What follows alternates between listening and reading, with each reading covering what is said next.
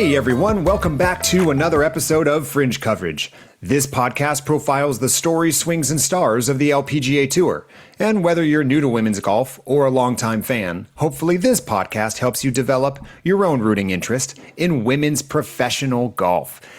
And Tom, we have been talking about this week for a long time. It is the United States Women's Open Week, teeing off this Thursday, June 4th. You boys are going to be there in the flesh at Riviera, watching everything, and I'm sure we're going to get into some shenanigans while we're there.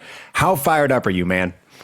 I'm super excited about this. I mean, I do care about these tournaments week in, week out, but actually being able to go there, being, a relatively close course for us, I'm excited to experience this. I'm excited to experience it with you, with, different eyes. Now we are, we cover the tournament. It's something that we are going to be, I'm going to have much more knowledge than I would at any other golf tournament I've ever been to. So I am fired up for this. I feel like this sounds like a slight to you. Maybe it is. I'm excited to take you for the same reason I'm excited to take my daughter to La Costa, because you're going to have all sorts of questions that come up in real time. Like when we started this, the whole thought was hey, learn along with the audience, and you kind of being that surrogate for them. You're going to be out there on the course asking questions about anything from media stuff to caddies. You have one of the more eccentric, off the wall, creative brains I know. So you're going to be looking at stuff I never look at a golf tournament. I know it. I can't wait. You're going to ask me. I think right now there's going to be so many questions I don't know the answer to because of the things that are going to draw your attention when we go to the merch shop, when we go to the first tee.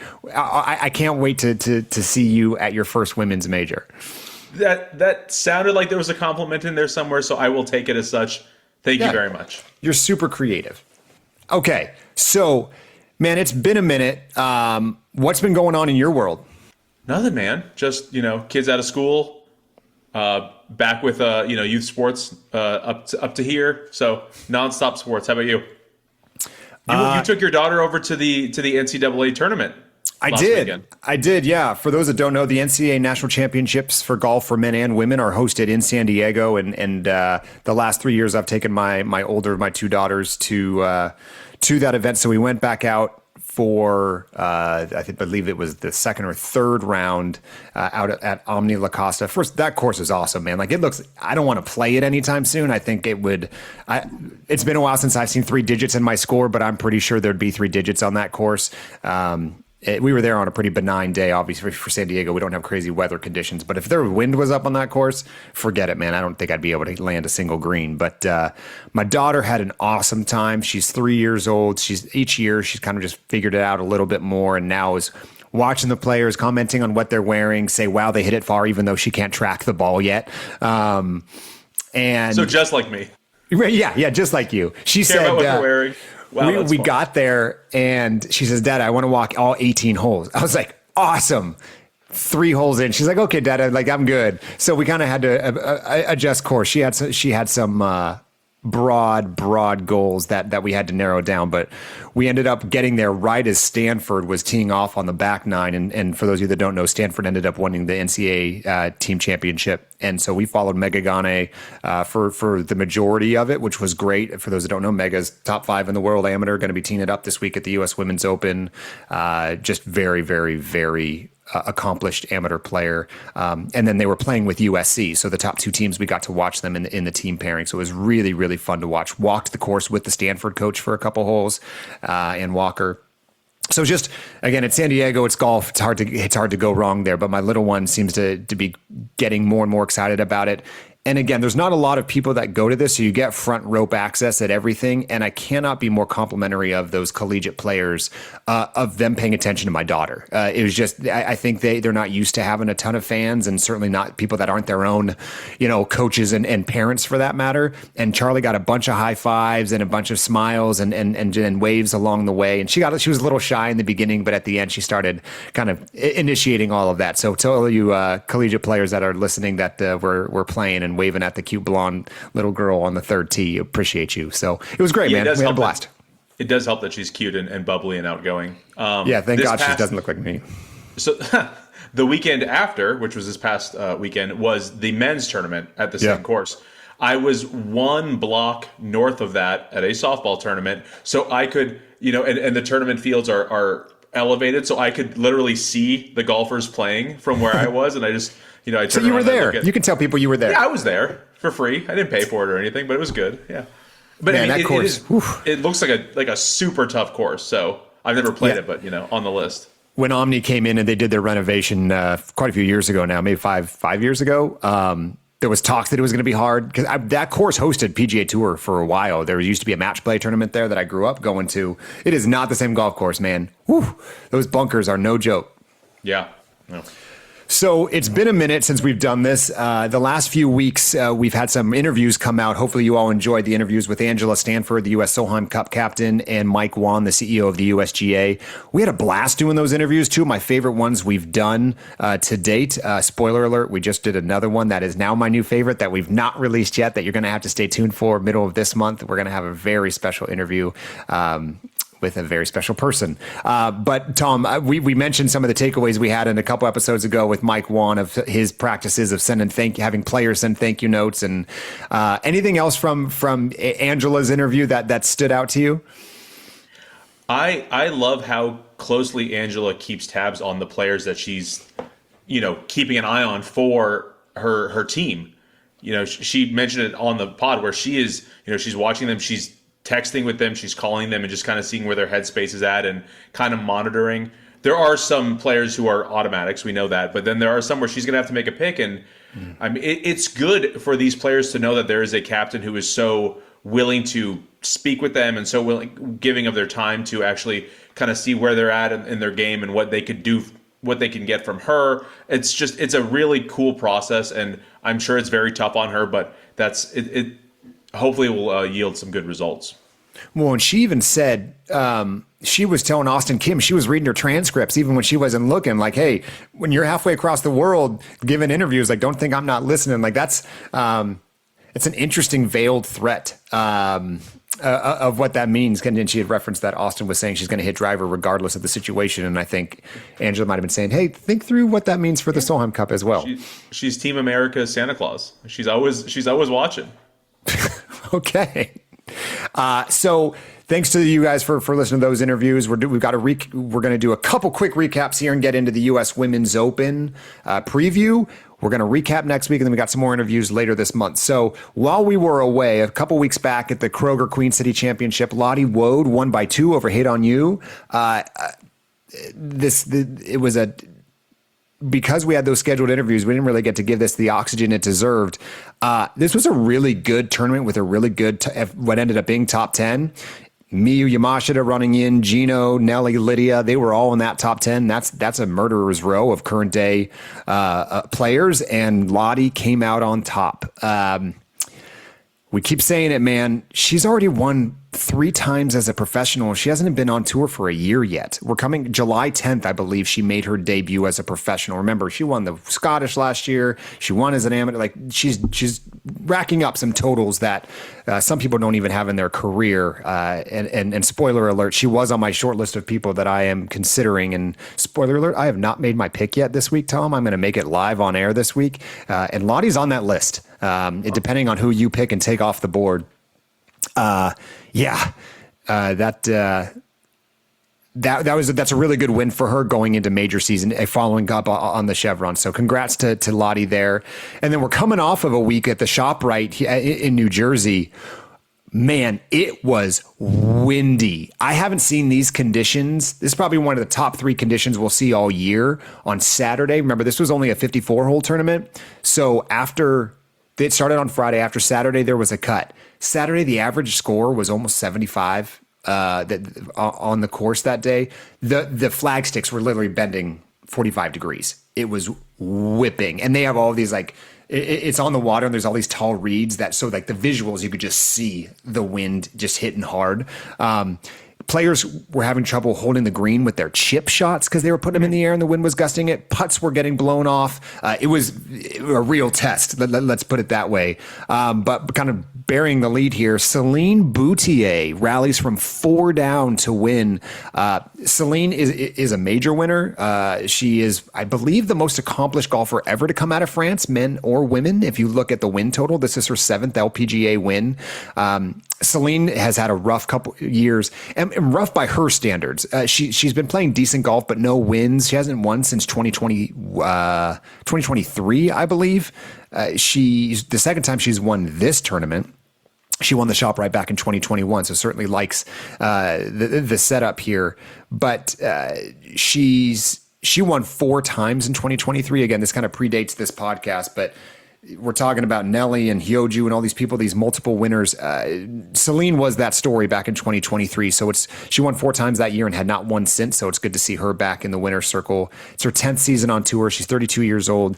Someone who, again, with a major under her belt already, a major victory, interesting person to consider as we head into the U.S. Women's Open. A couple other notables. Polly Mack, someone who just hits the absolute piss out of the ball, played really well, got a top 10. And Brianna Chacon, one of the rookies from the Epson Tour, was actually one of the leaders, I believe, after round 2. Southern California native here, finished T9. So congrats to Brianna. Letitia Beck, another person who's been up and down on the tour, was another leader. So this was one of those tournaments where the major hitters stayed home. They were training and getting ready, or got out to LA early, I should say, for the U.S. Women's Open. So it's kind of open season on who might be able to nab a victory when some of those heavy hitters were taking a week off on the bench. So really, really good tournament. Congrats to Celine and Lottie for racking up these 2 wins in the past couple weeks. But Tom, I think the headline of the week is our picks. Yikes. So to recap, I picked Jennifer Kupcho, who missed the cut. And Tom, somehow I'm going to walk away with a head-to-head victory in this, because your pick, Haejin Choi, was, I believe, top 5 after round 1, and then withdrew. And I've not got the full story yet, but she had to withdraw and gets a DNF, does not finish the tournament at day 2, giving me a very, very weird backdoor point that I am going to take. But how are you feeling about this bad beat right now? So I guess I have a few questions. So yes, Jennifer Kupcho played Friday and Saturday, right? Mm-hmm. And then missed the cut. What if my pick plays halfway through Sunday and then withdraws? Who wins in that case? The person that finishes. So even if you withdraw, you can't sign a scorecard. You got to sign a scorecard. Yeah, when you withdraw, you have no standing. You get nothing out of that tournament. What I'm very curious about, what we should look into, is if you make the cut, especially in a tournament like this, a 54-hole, cut after 2 days kind of thing. Do you get a paycheck?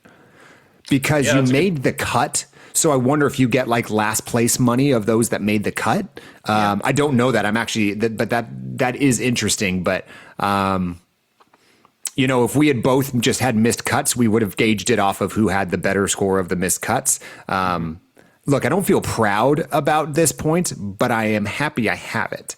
Did you text me about this and gloat a bit? Yeah. You're proud. And it was after I was saying nice pick to you when yours was top 5. So let's not color with a weird brush here. I was being complimentary until I had the chance to seize a victory. Your team is dominating. This might be a dumb question. I really don't know the answer. Are all 3-day events cuts after 2 days? No, I think there's only 2 3-day events all year now with the change schedule, maybe 3. A couple of them are guaranteed money grab events that are no cut events. This one I know has a cut. I think maybe 2 of them have a cut, but you'd have to fact check me on that one. Okay. Well, congrats on your big win. Yeah, Great job by you. And this is huge because that means you get the first pick going into a major. Oh, that's right. I was thinking you got first pick. Yeah. No. Yeah. Well, I'm going to let you pick first just because I'm going to rattle through a lot of the things that were going through my head. We'll get there. We'll get there. So I win this week's picks, which now leads us into the 81st playing of the U.S. Women's Open, presented by Ally. Shout out to Ally. They're doing some great things in women's sports and deserve some shine here. This is at the Riviera Country Club, June 4th through 7th. This is a $12 million purse. Defending champ, Maya Stark, you remember last year, won at Erin Hills. You know, a lot of times at majors that change venues, previous champ doesn't mean a whole lot. Right? Just because like it's a different course. Sure. The one thing I will give the US Open is it's a certain style of play. They make it really hard. It's Mike Wan said it. We'll probably re-release some of those clips that he had this week of, we want it to be the toughest test of the year. That is a certain type of golfer. So the Mayas of the world, the people that have US Open pedigree do end up rising to the top of this leaderboard. So she, as a reminder, she beat Nelly by 2 last year. I figured what we do here, Tom, well, obviously we've been teasing this for a while. We're going to go up to Riviera on Thursday for the opening round, which I love opening round because no one's missed the cut yet. You have your chance to go see whoever we want. But I figured I'd give you a little bit of a preview of the course. We're not going to go over all 18 holes. Don't worry, folks. But this is one of the most famous, certainly one of the most famous courses in the country, and I think one in the world. This is the first women's major ever hosted at Riviera. So the course is going to play different. Obviously the men have some different length that brings certain things in and out of play, and the women's game will really bring it back to the scale that it was designed. So let me tell you about some of the holes that we need to go see, and we'll walk all 18 for sure. But the first hole is a scoreable par 5.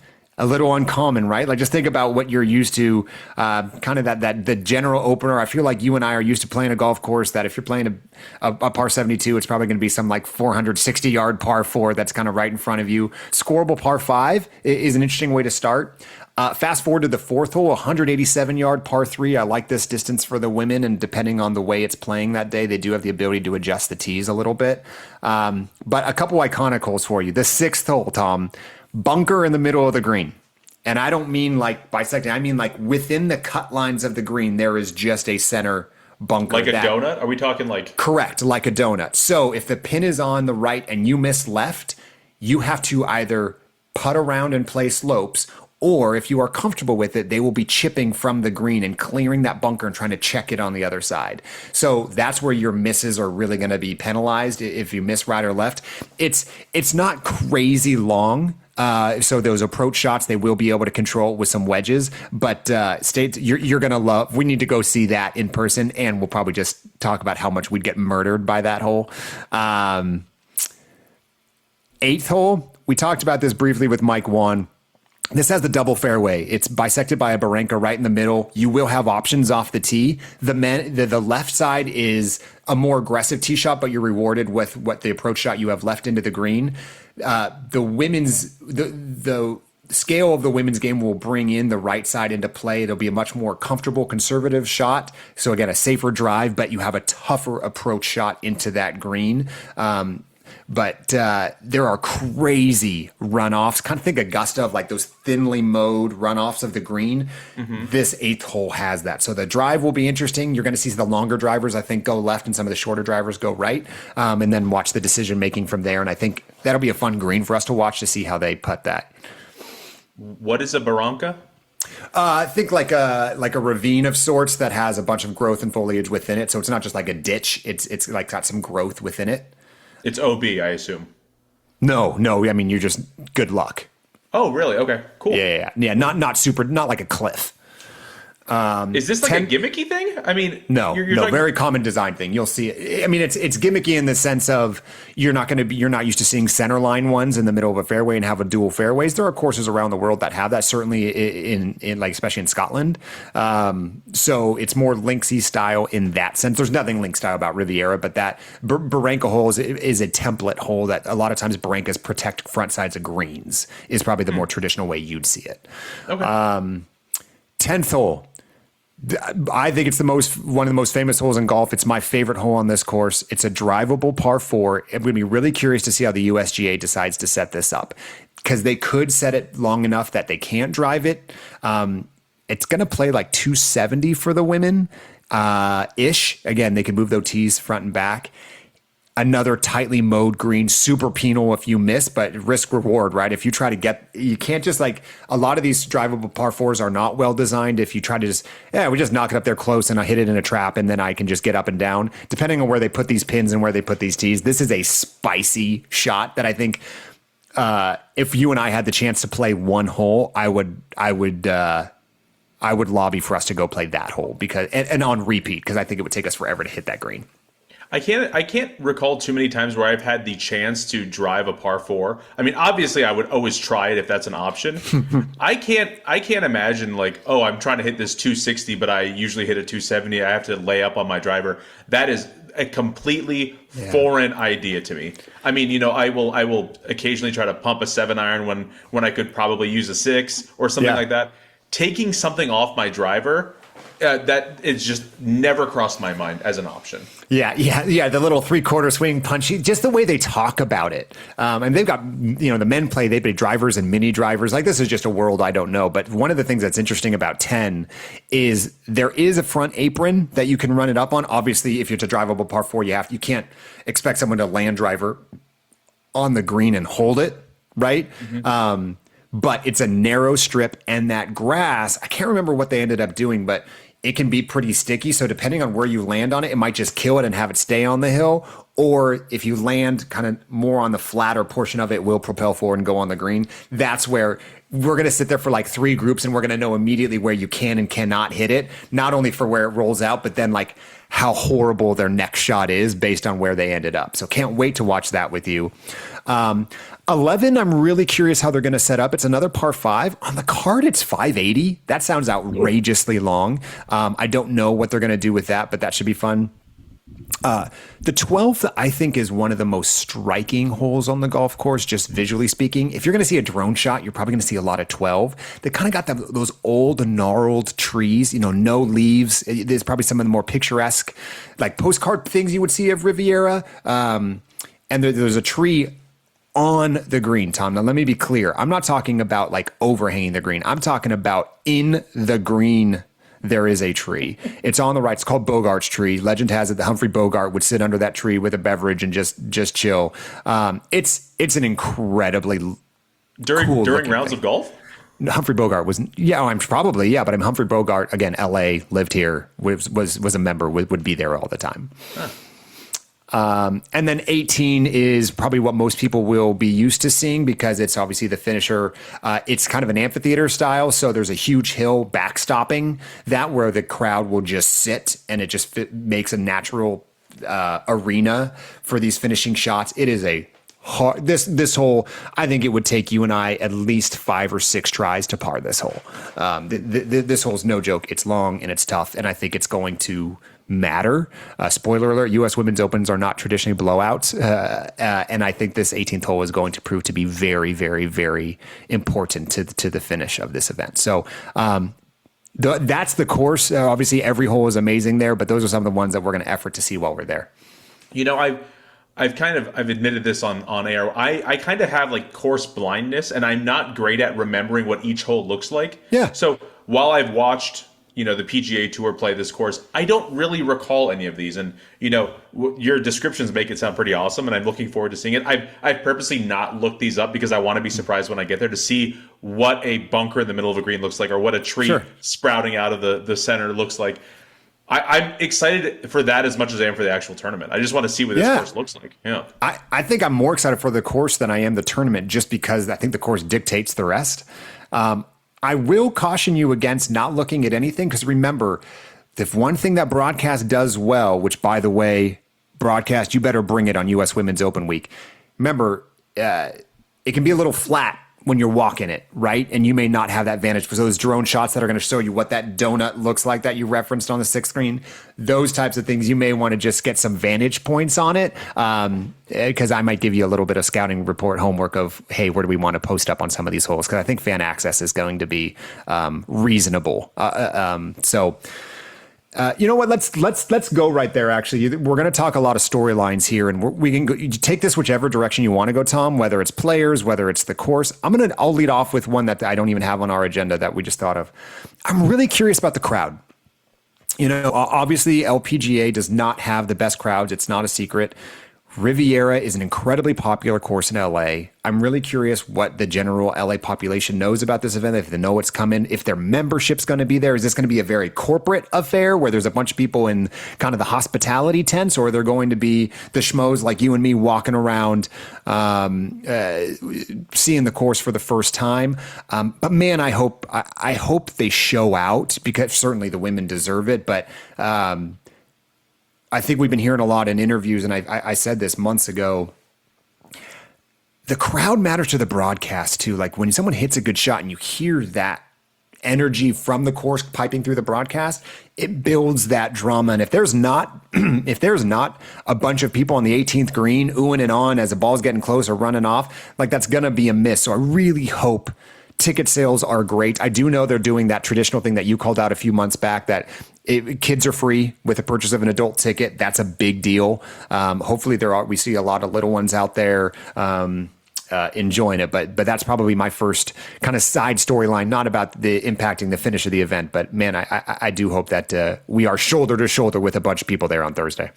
We have an interview in the can and for a player, and she did mention that it does really make a difference when you hear all these fans cheering. And she was referencing a Solheim Cup event where she said it's a completely different environment when you have fans cheering either for or against you. It doesn't matter, just that they're there cheering. Like it really does pump up the players. So yes, to your point, I'm hoping that LA does show out well. I went to the US Open, the men's tournament back a few years ago when Wyndham Clark won up at LACC, and it was pretty dead. I mean, I went day one, and I think they really limited the number of fans that could go there. 4,000 or something like that, something super small. And it kind of felt like that. It didn't seem like a big, huge event where, like the year before, or maybe 2 years earlier, I went to go see the same tournament over at Torrey Pines, and that seemed like a big deal. I mean, that was kind of like in the middle of COVID, and they were kind of limiting the patrons allowed, but it still seemed bigger than the one in LA. And LACC got flamed for that. Again, I think to your point, they really did just keep it corporate, and then did the hospitality. And look, it's LA. It's a certain breed, right? Like it's Hollywood. It's big companies. I hope we don't have the same thing happen at Riviera. Remember, the Pacific Palisades are still recovering from those fires that, Tom, you and I were in LA the day of those fires. Mm-hmm. And that community is not fully healed. This is a big deal for this tournament to be going to Riviera. Remember, Riviera didn't host the Genesis, and Torrey Pines did in their stead. Like, this is a big deal for them to have big time golf back in their town. So I just hope that, I'm sure that will be covered at length in the broadcast of what this tournament means and what this course specifically means to this community. But I hope there's people around to back that up. Hey, Mark, do me a favor. Yeah. I don't know why I have this preconceived notion, and I know it's a really stupid and antiquated one. I don't like par 71s. Like I don't know if it's just like a majors thing. Like even if I go and book like if I'm going on vacation, there's a nice course. If there's a 71 and a 72, I don't know why, I will always lean toward the 72. And I see that this tournament's a 71. I don't know why I feel like that. Is that just me? How do you feel about par 70s? Oh, even worse. Okay, so it's very common across PGA and LPGA. It all is just a matter of course yardage and setup. So it's a matter of whether they want, really the difference is whether they want their 4s or 5. Most courses start out as 72s, and it adjusts because of where they're moving their tees based off where the member tees are. If you're using, generally speaking, member tees, you're probably sticking to 72. But if you're bringing tees in or lengthening, you might be making some, or if it's men or women, it might be a 72 versus 70 or 71. I don't know why that bothers you. It's just strictly how many par 3s, 4s, and 5s there are. Like, I would understand the take if you're like, oh man, I need a course to have 4 par 5s. Like if you had something about a specific type of par hole that matters to you, maybe I can get there with you. But the number doesn't really matter to me. Because I don't stand on the 13th hole and be like, oh, I've already played 7 par 4s. Like I enjoy the hole that's right ahead of me, and par means nothing. Here's my one caveat. I think people lose sight of those numbers when you're looking at people who shoot 59 or 58. That matters, because if you shoot 59 on a 72 versus a 70, That's a lot more under par, right? That's a lot more birdies. So I do think those asterisks matter in the same way that did someone play a 16 or 17 game NFL schedule? Like there is more or less holes or real estate to play with. That's the one thing that I would want an asterisk on. Otherwise, I have no problem between any of those. I was playing with a friend of mine, and I shot an 84, and I was super excited about it. And then I like went and I was telling my friends about it, and then I said, "Oh wait, it was a par 70 though. Never mind. I'm not bragging about this anymore. This isn't impressive anymore." It's still impressive. I know. It's antiquated thinking. I need to get it I'm out sorry. I don't even think it's antiquated. I think it's just personal. I think that's okay. I think you might want to do a better job of explaining why you feel that way, but I don't think you need to be talked off it. I think you just need to lean into it and make it a bit, Tom. Yeah, I will only play 72s from now on. From now on, I'm booking our tee times, and I'm only going to book us 71s. That's going to be. Let's see if we make this a thing. Okay, well, where do you want to go? Where do you want to start with storylines? I am very interested in. I mean, obviously the high ranked players. Those are the ones that I'm most interested in, just because those are the ones I've been, putting the most time into. I would love to see somebody like Nelly take the reins of this entire tour and just crush everybody. Like you said, these aren't normally blowouts, so I don't necessarily expect just like a massacre like she did at the last major. But I think it would be really cool to see her do it. If we can get a newbie to get a win, that's also really good for the tournament, for the tour. I would like it to be a Jeeno or a Charlie, a big name player that could actually come out and say, "All right, Nelly, this isn't your year. I'm here to try to win some majors too." So I would love to see something like that. Yeah, I'm with you. I was thinking about, let me just pose this question to you right now. You get to choose one. Forget what Tom wants or what Marc wants or what general fans want. If I pose the question to you, what would be the single best thing for the LPGA from a results perspective be from the U.S. Women's Open this week? Nelly beats Jeeno in a playoff. I love that, man. I love that. Because to expand on that, now all of a sudden Nelly's won back-to-back, and the Grand Slam can at least be a conversation. They won, you won the first two. Can you run the table again?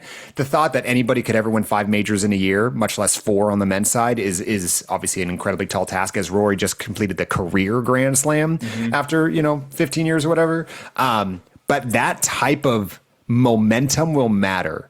If we have another newbie, if we have another new name that comes to the top, no offense to Maya Stark, who was an incredibly deserving winner and one of my favorite players to watch.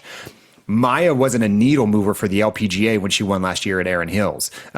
So when you can have your stars, which let's be clear, there's only so many stars right now on the LPGA tour. I think there are plenty of star quality players out there, but there's only so many names in the common vernacular out there that people are like, oh, I know who that name is.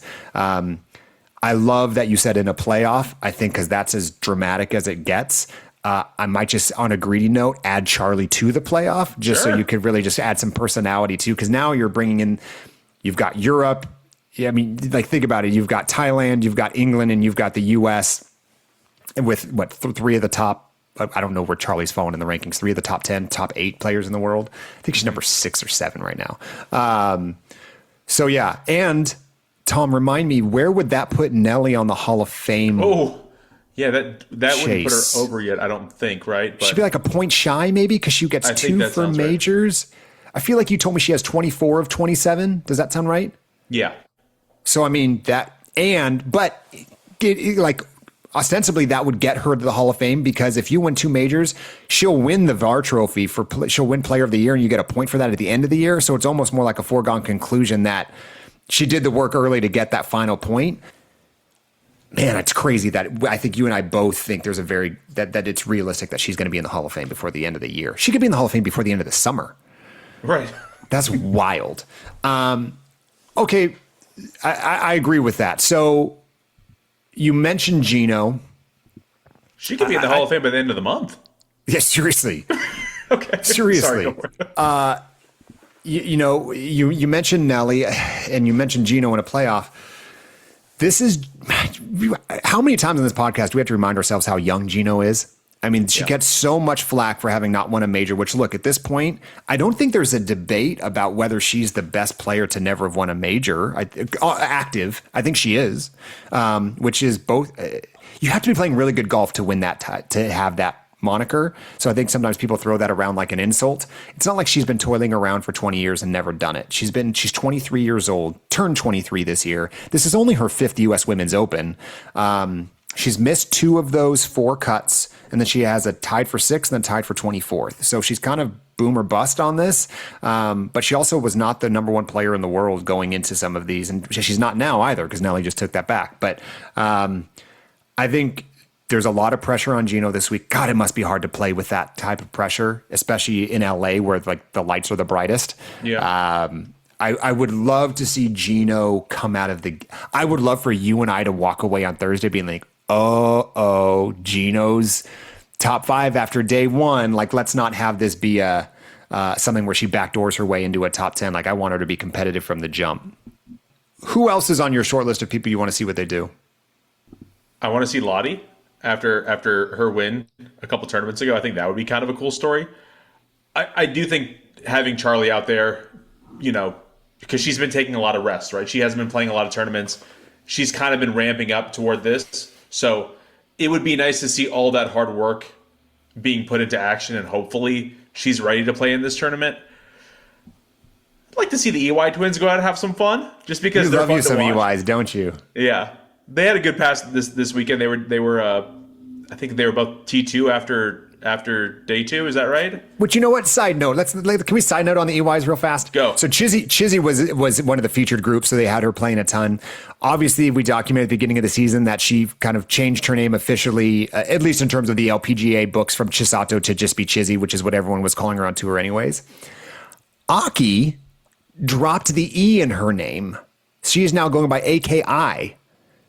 I thought it was like a misprint on the broadcast, but she's now not everywhere. And again, LPGA's record keeping can use some help here, but she's now AKI, not AKIE. So that the EYs are they're just dropping letters and syllables every month at this point. I get it. When I was in 8th grade, I went by Tommy for my entire childhood. And then I said, once I want people to take me seriously, I'm going by Tom from now on. And now, how's that going for you? Yeah, it's going really well. I mean, people taking you seriously? No, not usually, but eventually I'll be Thomas and really just, no fun at all. But maybe that's what they're doing. Maybe they're like, hey, you know what? I'm here. Good. And opposite. now the complete opposite. Okay. Yeah. Well, I mean, they went from Chisato to Chizzy. It sounds like they're maybe making it more fun, not more serious. More marketable. That's true. And man, they are marketable. Okay. Another side note question. What do you think Scottie Scheffler's given name is? Scott? I would assume it's Scott. I don't know that to be true. I'm going to check Wikipedia, the official resource. Well, while you're doing that, I agree. I think Lottie is interesting. This will be her 3rd U.S. Women's Open. I don't know if you followed that, but all of her previous appearances have been as an amateur. Last year, she was the low am. I think she finished in the top 35 maybe, so nothing crazy, but she does have some competitive reps at the U.S. Women's Open level. I think she's born for it. We keep teasing some of the interviews we have. I'll reveal one of them right now. In a couple weeks, we're going to be releasing an interview with Mel Reed, the former LPGA winner, now Golf Channel analyst, and just truly authentic person, and she had some amazing things to say about Lottie, so stay tuned for that. Tom, you look like you have some news for me. Scotty's name? It's Scott. It's Scott. Okay. Yeah. Well, you know what? Maybe he's going to have that career arc as you. Maybe when he wants people to start taking him more seriously, because obviously no one takes Scottie Scheffler seriously right now. He's just the number 1 player in the world by miles. Yeah, talk to Eldrick about that. Yeah. Nice.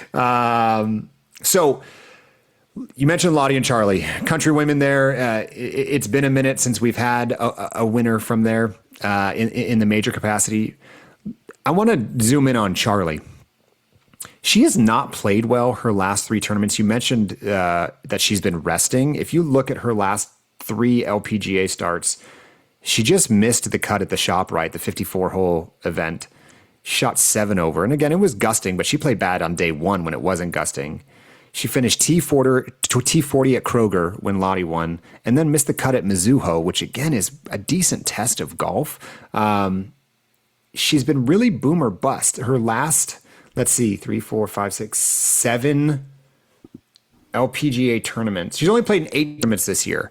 From start of the year till now, she went 17th, 10th, cut, 15th, 10th, cut, 40th, cut. We got some boomer bust volatility here that, again, I think you nailed it. I think her schedule maybe makes it hard to be competitive, but Charlie plays golf all the time, whether she's, playing in an LPGA event, and she has some LET tournaments in there as well, including a win, but she's not played well her last 3 tournaments. She does play well U.S. Women's Open. She has 2 top 10s and 7 top 25s. And again, one of her most competitive finishes was there at Pebble Beach when she was beat out by Allison Corpuz. But she is someone, I want to choose Charlie every week. It's hard to choose someone that's that volatile. Spoiler alert, she's not going to be my pick this week. She was one of the 6 finalists I'm weighing. I think I've just talked myself out of her right now. Again, I still don't know who I'm picking, but it's not going to be Charlie. I'll shout out a couple other people that I think will be interesting to see what they do, and it's mainly because of their play this year. There are 2 other multiple winners in 2026, Hyoju Kim and Hannah Green. Start with Hannah.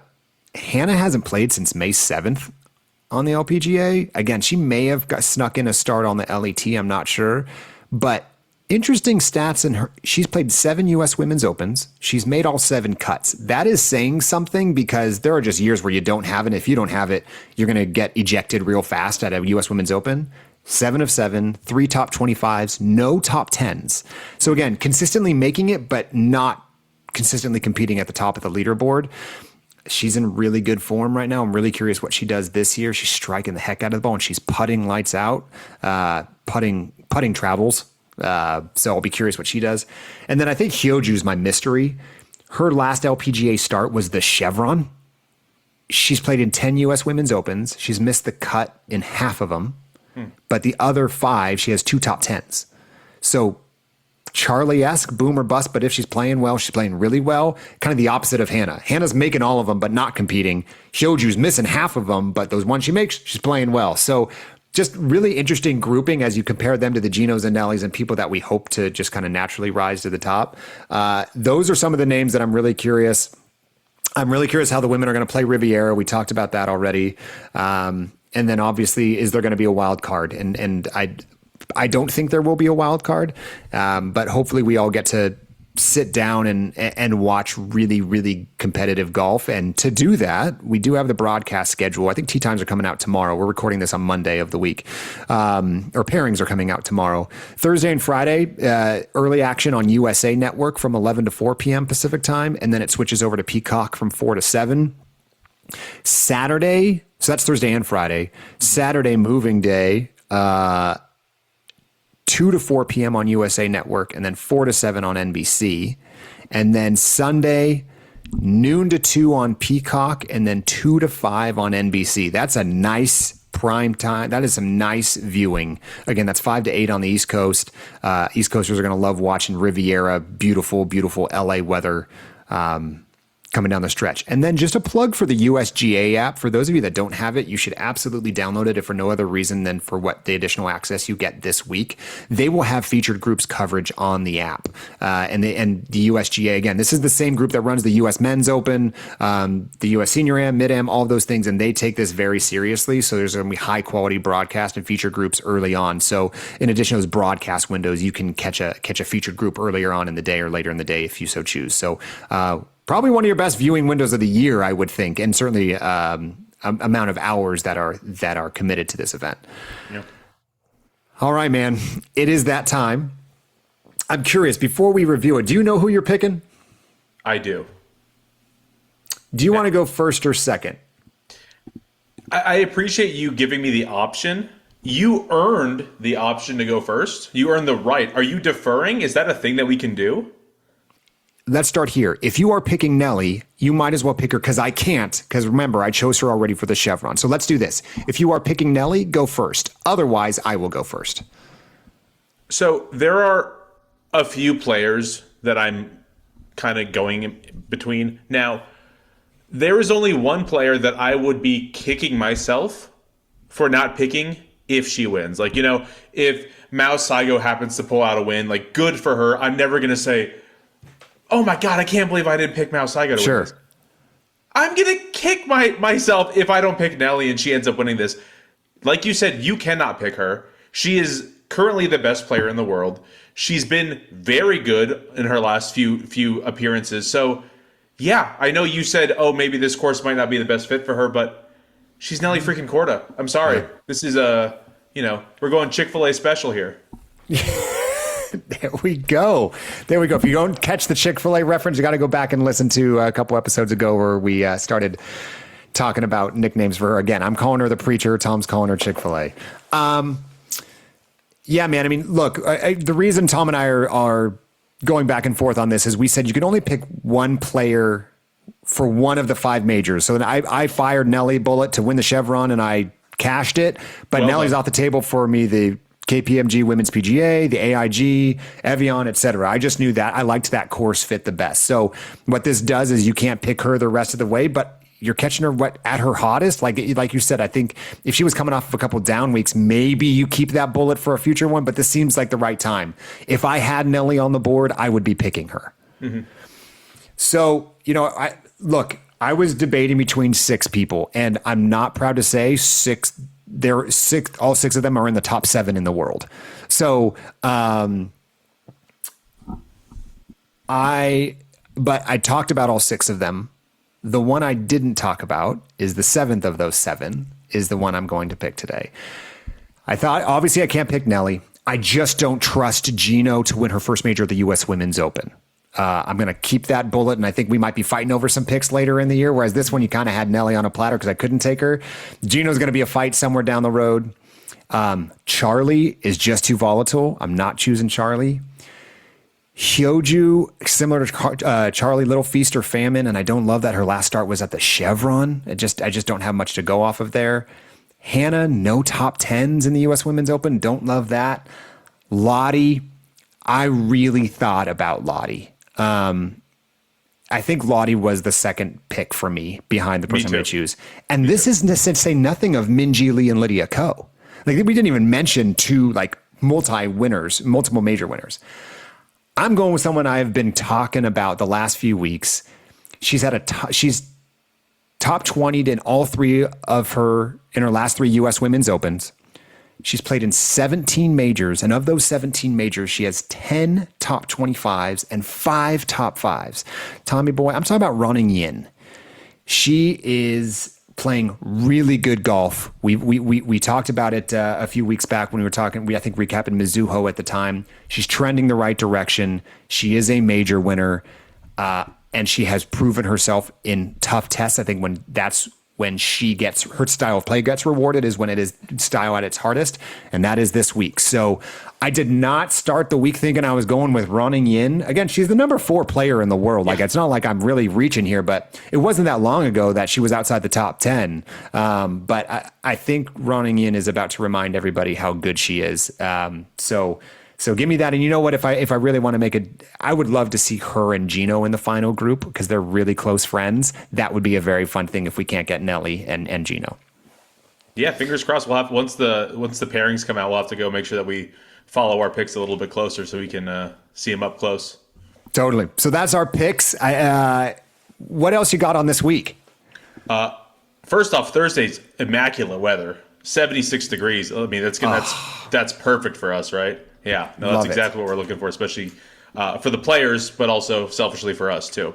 Mm-hmm. So you and I I can't believe, but you and I have never been to a golf tournament together. So, right? Yeah. Yeah. So I'm right. trying to think of all the different things that I'm a planner, as you're well aware. I mean, I plan things out so far in advance, and I'm already like thinking about all the stuff that we're going to be doing on Thursday. So I decided I'm going to come up with a top 10 questions about our experience, our day together on Thursday, and I kind of want to see where you are on some of these. So one, I live in San Diego, and you live in Orange County. So I am going to be leaving my house. What time did we decide? I'm going to be at your house at 5:30 in the morning. You're probably Is that leaving correct? at like 4:45-ish around your, no, between 4:45 and 5, you're leaving your house. Yeah, so crack of dawn. I'm going to be at your house before the sun even rises. So Heck yeah. Already it's going to be a long day of Tom and Mark, which usually goes well. First question, Mark, because I think we talked about this when we did our reviews of ourselves. Do you plan on staying at one hole for the majority of the time, or are we going to move around with groups, or are we probably just doing a little bit of both? Because you did lay out some of the holes that you really like. Yeah, so because we have one day, if we were a pass holder for the week, or if we were, I think we'd do it differently. But with one day, I don't think it's smart to sit on one hole. There's just too much to see. I mean, look, and I don't know what other questions you got holstered here, but look, we're going to want to go to the merch tent. We're going to want to go see some of those famous landmarks we outlined earlier. We're also going to want to go follow a group. And because remember, because it's the U.S. Women's Open, they do featured pairings. So they're going to do something like Charlie, Lydia, and Nelly. Like we're going to want, and because everyone's playing, we're going to probably choose an afternoon and a morning wave to follow. Like, oh, on the early set aside, let's go follow this group and let's follow them out to 6. Then let's sit on 6 for a while. Watch a few groups play it so we can start to see how balls are reacting on those crazy greens or whatever. And then either let's continue the walk and just walk all 18. We may not see all 18 holes, or we say, hey, let's just pick out these few places and go from there. Cool. I'm up for whatever. Looking forward to all that. Just an opinion here. How many patrons do you anticipate on each hole of the featured group? Because like I said, when I went to Shadow Creek, and I got to see Nelly and Jess, and it was Charlie? Was it Charlie in that group? Yeah. There were maybe 30 people following the number one player in the world at the time. And what day of the week was that? Do you remember? That was day one, so that was a Thursday. Yeah, so again, weekends are so different than weekdays, right? The crowds are so much larger on Saturday, Sunday. So I think initially that right out of the gates, I think we. That said, the U.S. Women's Open will be the largest ticket sales of the year, I would think. So more than any other tournament, I don't even know what their patron count would be for the entire, how many are coming through the gates. Percentage wise, I would say. I would think if we're following a featured group of the caliber we're talking about on day one, I would think we could probably be 3 rows deep on greens. Good. But again, it goes back to your question of what type of clientele are coming to this event, whether it's the yous and me's or whether it's the corporate ones, because otherwise there's going to be a lot of people on hospitality tent holes. Yeah. Do you have any fun games that you and I can play on the course? Oh, man, that's a great question, Tom. First off, I think we should effort to come up. If you're listening to this and you have some games that are great to play while on the course, betting or otherwise, please shoot us an email at fringecoverage@gmail.com with your suggestions. I bet we could do some fun, just easy betting stuff of head-to-head stuff. I think otherwise, how people play games at baseball games for bets of like whether someone strikes out or get a hit or whatever. You could probably do a version of that with hitting greens versus not hitting greens, kind of some predictive stuff.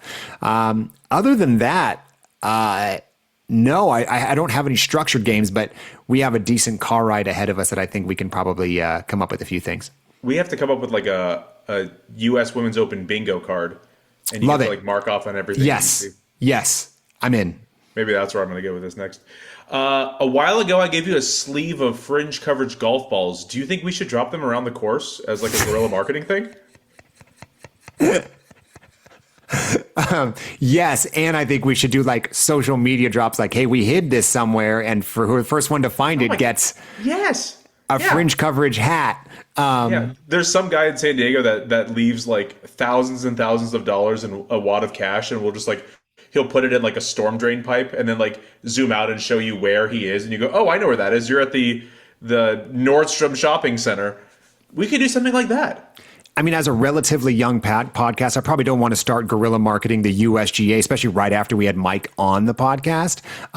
But you know what? I think there's a there, Tom. I don't necessarily know that we want to publicize it, but I like where your head's at. Got it. Maybe something else branded that's not so direct. Do you think anybody is going to recognize us from our Fringe Coverage hats? No. Bummer. Did you want more discussion on that? No, I agree. I don't think, I think that's the case too. Am I going to spend more than $75 at the merch tent? Yes. I think so too. I mean, hat for sure, right? A hat's going to be... Yeah, 2 items, you're over 75. Yeah.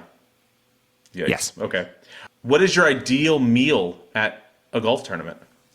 Yeah, something walkable. Let's start there, right? I don't want to sit down and eat. Okay. So for me, I want to see everything. I think just from my energy, like I want to be on the move all the time and see everything and see everybody. There's a couple people we want to go see while we're there, a couple players we want to say hello to. Hopefully we can wave at Grant Boone up in the booth. So I just like, if we're going to go grab food, like that's why Augusta's great. Like everything is a sandwich or a wrap or a pimento cheese sandwich, like something in a wrapper that you can walk around with. Yeah. Do you have any preferences? Golf and club sandwich and Arnold Palmer are synonymous for me. Okay. Even when you go to a tournament? No, not when I go to a tournament, but I also haven't been to a tournament without kids in a very long time. So yeah, I might have a little bit more time. We may do it up. Yeah, get ready, man. Like let your hair down on this one. We're going wild. But you know what? Okay. Will you spend more money at merch or concessions on Thursday? Merch. Definitely. I mean, I don't drink. Honestly, remember, this is LA. They could jack some prices. That's true. I mean, I don't drink much alcohol. I'm sure I will have, a couple here or there. Give me some I wasn't thinking about the booze, but yeah. No, you're right. It's probably merch. It'll be food for me. Are you wearing golf spikes? No. Why in the world would I wear golf spikes? Just want to make sure. Are you that guy? Do you wear golf spikes to tournaments? I'm not going with you if you do, by the way. I'm not that guy. But what if Jeeno goes, "Oh my gosh, is anybody in the crowd willing to be my caddy?"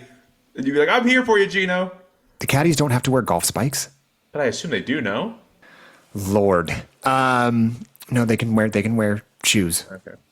A couple more. What's the leading score going to be after Thursday? After Thursday? Yeah. 4 under. All you? Right. Yeah, those are good betting games, by the way. Those type of questions are perfect for betting games. Perfect. What do you got? I was going to go 5 or 6. I think I'll go 5. Wow. I mean, okay. Are you going? Is there another score question coming, or can I ask one to you? Go for it. What's the finishing score? What wins the tournament on Sunday? 13 under. Oh, no way it gets double digits. No? It's a U.S. Open. I say 7 under wins. Again, you know way better than I do. I will defer to you on that. Last question for you. Are you wearing your glasses on the course? You just debuted these glasses. You didn't even mention them. I mean, again, it's an audio podcast, so I don't think people even knew I was wearing glasses. It's a good question. I hadn't thought about it. I mean, it's just one more thing for me to carry or lose. I mean, I see fine without them. I don't anticipate it. No. Okay.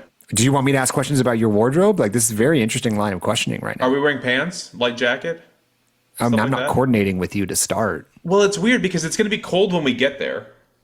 But then I don't have to wear a cold. jacket. Define cold. It's San Diego cold or LA cold. We're in shorts. I have one more question. Shorts and a quarter zip. Can I sleep over? Do you want to? I might. If I'm up at 4:30 in the morning. I offered it already and you said no. So. Well, probably not the morning of, but maybe the night of. I might be exhausted on the way home, so we'll see how that goes. Oh, you're going to want your own bed so much more that night. Think about it. We're going to an event afterwards. If you get to my place at 9, you're telling me you don't want to drive 30 more minutes to be in your bed? It's a great point. Pass out. Yeah. No, the correct play would be to come here the night, if you're going to do it the night before. The question is, would you rather sleep on a couch, get worse sleep, but more of it because you don't have to wake up so early, or would you rather sleep in your own bed and get less sleep? Yeah. I appreciate that this is your problem, not mine. But I appreciate that you're willing to make the drive up to do this. I'm looking forward to it, man. Can't wait. Most excited I've been about this podcast since inception. I mean, we've been talking about it from the jump. This was the date we circled almost a year ago now. I'm really curious what we're going to recap next week. Like, we may not talk about the golf tournament very much, like the bogey birdies and bogeys. We might have a couple like, wow, that was the sickest shot kind of moments, but we're going to talk about the people we saw, the food we ate. So if you guys have things that you want us to to note while we're there, if you want Tom to buy you some merch, I'm sure he's happy to give you his Venmo account right now. Yeah, there we go. But yeah, send us notes. We are happy to be your boots on the ground. If you have any questions or suggestions for players or topics or stuff to do, any games while we're actually on the course, you can email us at fringecoverage@gmail.com. You can follow us on Instagram at FringeCoveragePod. And whether you're approaching from the fairway or the rough, we got you covered inside the Fringe.